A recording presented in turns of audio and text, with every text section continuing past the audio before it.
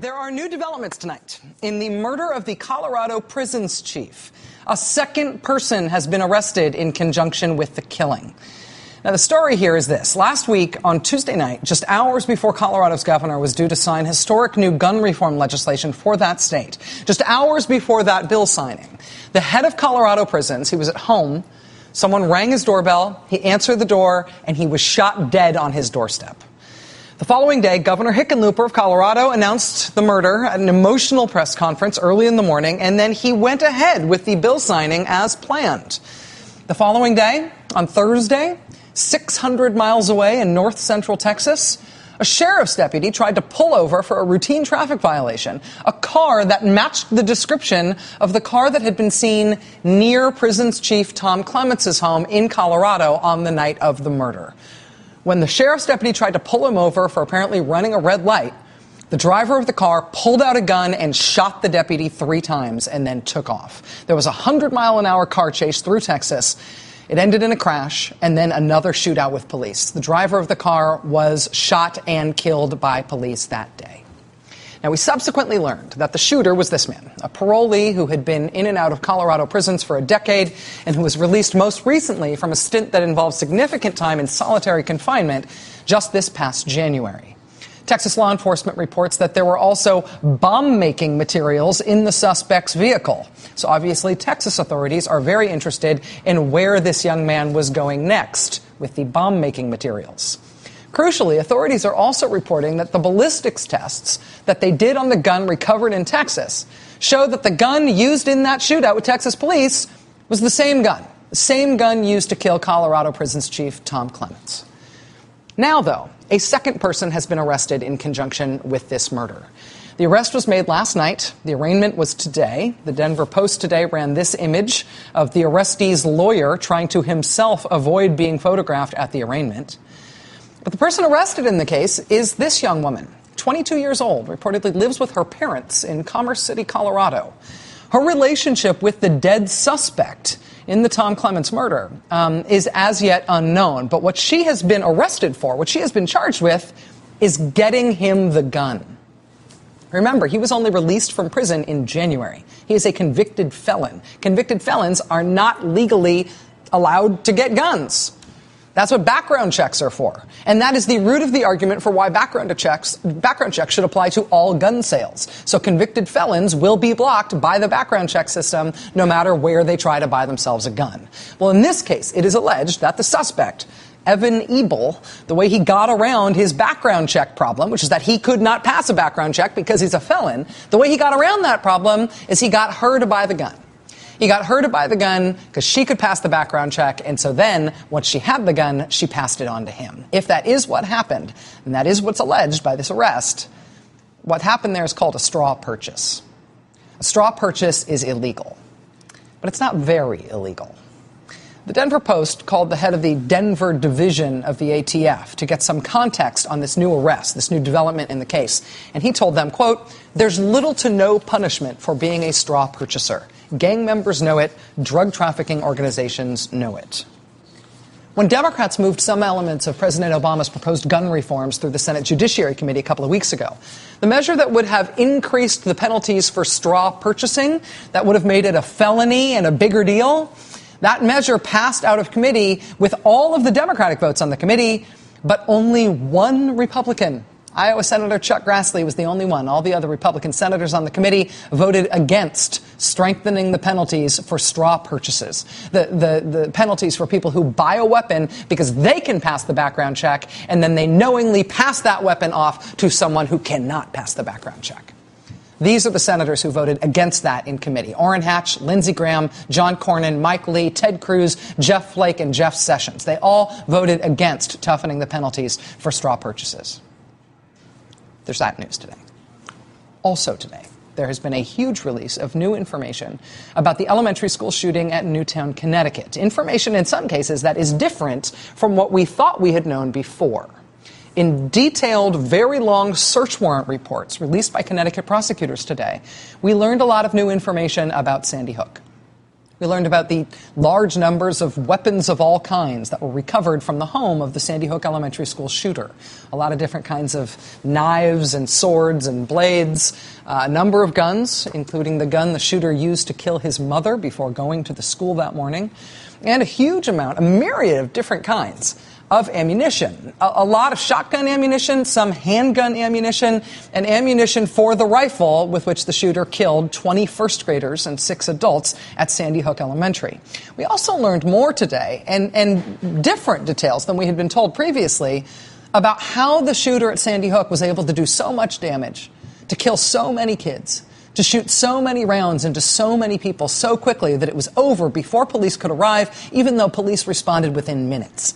We had previously been told that the killer shot 152 bullets in less than 5 minutes. Or we're still told that it was less than 5 minutes, but now we're told it was 154 bullets. Quoting from the prosecutor today, the shooter shot his way into the building and killed 20 children and 6 adults with a Bushmaster .223 caliber model XM15. 154 spent .223 casings were recovered from the scene. It's currently estimated that the time from when the shooter shot his way into the school until he took his own life was less than 5 minutes. Recovered from the person of the shooter were 3 30-round magazines for the Bushmaster, each containing 30 rounds. Located in the area of the shootings were 6 additional 30-round magazines containing 0 rounds, 0 rounds, 0 rounds, 10 rounds, 11 rounds, and 13 rounds, respectively. So this is the really new information here. This is the new and potentially important information here, this part about the magazines not all being empty when they were found. They were all 30-round magazines, extended magazines, the kind of extended-size magazines that used to be banned for sale under the assault weapons ban that expired in 2004. Presuming that all the 30-round magazines started full, that he put 30 bullets in each one, that means he shot through all 30 bullets in the first magazine, all 30 bullets in a second magazine, all 30 bullets in a third magazine. But with the other 3, he did not shoot all the way through them before he discarded them and loaded in a new full one. I mean, if there were 10 rounds and 11 rounds and 13 rounds left in those magazines that he ejected, that they found on the scene, that means he didn't shoot all the way through them. He didn't shoot all 30. He shot 20 bullets, 19 bullets, 17 bullets before popping out that magazine and getting a fresh one. There were also still rounds in the rifle when they found him. The Hartford Courant reporting today that the shooter only stopped shooting because the gun apparently jammed. The Courant also reporting today, quote, police have theorized that the shooter may have been simulating the video games that he loved to play by switching out the ammunition in the Bushmaster as he moved from room to room and before the magazine was empty. It is a characteristic of hardcore gamers to constantly switch magazines so that they are never out of ammunition when entering a room. Whether or not that is actually what he was doing, remember that Courant's describing that as police theorizing. Whether or not that's actually what he was doing, we now know with certainty that the shooter used only high-capacity magazines at Sandy Hook. And we know that that was a choice. Governor Dan Malloy of Connecticut noting today, we knew he used 30-round magazines to do it and that they allowed him to do maximum damage in a very short period of time. And we now know that he left the lower-capacity magazines at home. Remember, we've now got the search warrants, so now we know what was there. Every bit of ammo, every firearm in the shooter's home is thought to have been purchased legally. His mother was not out there on the black market buying illegal or illegally modified weapons. She bought firearms and ammunition like a law-abiding citizen. She bought what was legal. She would have only been able to legally buy 10-round magazines if the assault weapons ban had not been allowed to expire in 2004, or if it had been brought back after it expired. She and her son did have at least one of those not extended magazines lying around in their very well-armed home. But think about it. Why bring that to the scene where you want to kill as many first graders as possible? Why bring it to the elementary school? Why bring the little 10-round magazine? Why handicap yourself with a 10-round magazine when you can instead kill so many more people so much faster with the big magazines? So leave that one at home, but bring the 30-rounders. Part of the Beltway common wisdom that nothing's going to happen, that there is a Connecticut effect and it's wearing off and people just don't care anymore, and so the NRA will win again because nobody cares enough to insist on even very popular policies that they oppose, that the NRA opposes. One of the constituent parts of that common wisdom is that presidents cannot stay focused on issues like this for very long. The presidents don't stay focused on this stuff after the immediate impact wears off. A president will not stick with the issue enough to fight the inertia that the NRA is counting on. This president has not been like that. This president has been pretty much relentless on this issue for 100 straight days now. Today, President Obama hosted families from Sandy Hook, from Newtown, at the White House. And he took on, head on, that common wisdom that if you just wait long enough, we will all stop caring. I read an article in the news just the other day wondering, has Washington missed its opportunity because as time goes on after Newtown, somehow people start moving on and forgetting. Let me tell you, the people here, they don't forget. Grace's dad's not forgetting. Hadia's mom hasn't forgotten. The notion that 2 months or 3 months after something as horrific as what happened in Newtown happens, and we've moved on to other things, that's not who we are. That's not who we are. Now, I want to make sure every American is listening today. Less than 100 days ago that happened. And the entire country was shocked. And the entire country pledged we would do something about it, and this time would be different.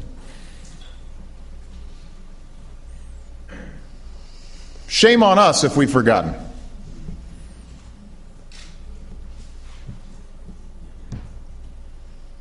I haven't forgotten those kids.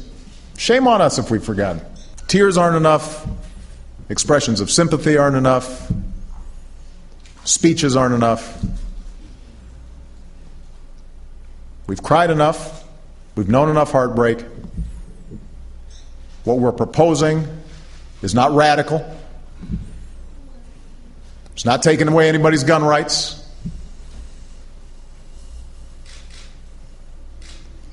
It's something that if we are serious, we will do. Joining us now is Senator Richard Blumenthal, senior senator from the state of Connecticut. Senator Blumenthal, thank you very much for being here tonight. I really appreciate your time, sir. Thank you. Great to be with you again. So President Obama said today, if we are serious, we will get something done on gun safety. You and I have talked a lot about whether or not that's going to happen. At 100 days in, just over 100 days in now, what's your assessment of the trajectory that we're on? We're going to have votes. The president called for votes for the sake of the victims and their families, but all Americans. And those votes will be in April. And we have a critical task during these next few weeks, which the president described very, very eloquently and powerfully, which is to mobilize that majority of Americans, the 90% and 80% that are for common sense and sensible measures on gun violence, and make sure that their voices are heard. The president said, very movingly, nothing is more powerful than millions of voices calling for change. But those voices are a silent majority that needs to be vocal and need to be galvanized and organized. So I think the votes can be there for a ban on illegal trafficking, the instance that you described earlier involving Evan Ebel, who killed Tom Clement, the correction officer in Colorado, and then killed another person on his way to shooting the police officer who tried to apprehend him. Classic straw purchase should be banned, would be banned under the Senate bill. Background checks to prevent people like him from having weapons, deranged people like Adam Lanza from having access. You know, the sheer volume of bullets and ammunition and rounds in that war arsenal is absolutely stunning. And we need to make sure that we keep those ammunition and firearms out of the hands of dangerous people. And finally, school safety, mental health initiatives. Those core provisions, I think, have a lot of support, but we need Americans to remind my colleagues in the Senate that their voices have to be heard. It's struck me today that, we've been chronicling on this show the relentless political activism on this issue, that the Beltway Common Wisdom implies that people are going to forget about it because people are just going to stop talking about it. And people haven't stopped talking about it in part because there has been so much organized political pressure. At a grassroots level, people are really not letting this go. But it struck me today in following these new revelations, both from the Newtown shooting, but also from the Colorado prison chief shooting, that part of the reason that the pressure doesn't feel like it's letting up is because every day there's a new revelation about a new horrific national implications piece of gun violence. And it seems like just the mere prevalence of the amount of gun violence we've got in the country is enough to keep this in the headlines, provided that we see those as having political consequences. I wonder if you see it that way. I think that these kinds of rampant, violent acts, and remember, it's 2,500 more people have been killed since Newtown alone. 30,000, I think, a year are killed as a result of gun violence. This problem afflicts our neighborhoods and streets throughout the country, in urban environments and suburban, all across the country. Everybody has a stake in it. And the repeated acts, I think, do have a political impact. But the revelations also about the Newtown search warrants drive home the fact that the size of the magazines makes a real difference. As you put it very well, Adam Lanza left at home the small capacity magazines because he knew the more bullets he could fire more rapidly, more lethally, the more destructive he could be. And the same is true of the AR-15. So that's why I am going to be helping to lead a ban on assault weapons and high-capacity magazines that will be offered as an amendment. It may not be part of the core bill that goes to the floor of the Senate, but it will be offered, and I'm hopeful there will be votes on it. Senator Richard Blumenthal, the senior senator from Connecticut, member of the Senate Judiciary Committee, thank you for being here tonight, sir. I really appreciate your willingness to come back. Thank you. Thank you. For people in the gun reform debate who say there's no difference, no functional difference between assault rifles and other kinds of rifles, between extended magazines and normal magazines, and the people who commit mass shootings think there's a difference. The shooter in Newtown left his 10-round magazine at home and took the 30s when he went to that school. He also left a bolt-action rifle at home, took the semi-automatic assault rifle. They make these decisions when they're being strategic about wanting to kill a lot of people all at once. We can be strategic about that, too. Friends, Romans, countrymen, lend me your ears. We do not give up. Expect surprises. Subscribe.